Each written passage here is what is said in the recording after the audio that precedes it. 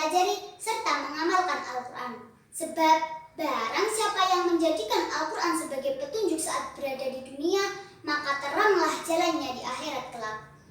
Allah Subhanahu wa Ta'ala berfirman, A'udzu billahi minasyaitonir rajim. Syahrul Ramadan alladzi unzila fihi al-Qur'anu hudan linnas wa bayyinatin minal huda wal furqan. Quran Surat Al-Baqarah ayat 185.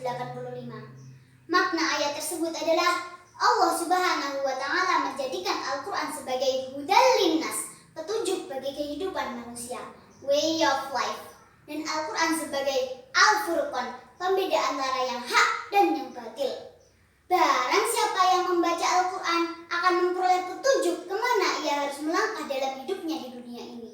Dan sebaliknya, bila mana manusia berusaha mencari petunjuk selain Al-Quran, maka ia akan tersesat dan tak tahu arah hidup.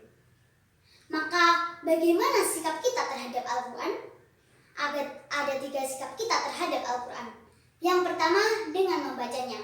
Yang kedua, dengan memahaminya. Dan yang ketiga, dengan mengamalkannya. Ada banyak sekali ayat-ayat Al-Quran dan hadis-hadis Rasulullah SAW tentang keutamaan membaca Al-Quran. Salah satunya yang diriwayatkan oleh Imam Al-Baihaqi, Rasulullah SAW bersabda, Afdalul ibadati ummati qiraatul Quran. Sebaik-baik ibadah umatku itu adalah membaca Al-Quran. Mengapa membaca Al-Quran disebut dengan sebaik-baiknya ibadah? Karena membaca setiap hurufnya akan mendapatkan 1 kebaikan. Dan 1 kebaikan Allah lipat gandakan menjadi 10 kebaikan. 1 kebaikan itu adalah kenikmatan dalam hidup kita. Bisa rezeki yang halal, bisa kesehatan, bisa diberikan teman yang baik, bisa ilmu yang bermanfaat, dan masih banyak lagi.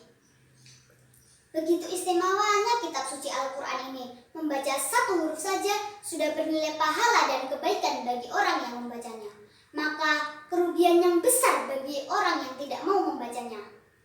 Dalam hadis lain yang diriwayatkan oleh Imam Muslim, Rasulullah SAW bersabda, Iqra'ul Qur'an fa innahu ya'ti yaumal qiyamati safi'an li ashabi. Bacalah Al-Quran, karena sesungguhnya ia akan datang pada hari kiamat memberi syafaat atau penolong bagi orang yang membacanya.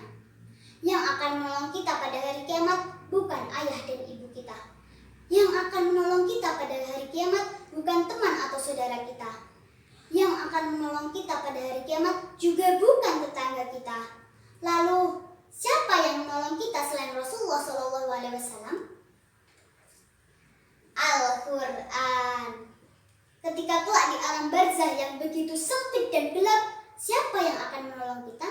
Al-Quran. Maka dari itu teman-teman, yuk kita jadikan bulan Ramadan yang akan datang sebagai bulan akrabnya kita dengan Al-Quran.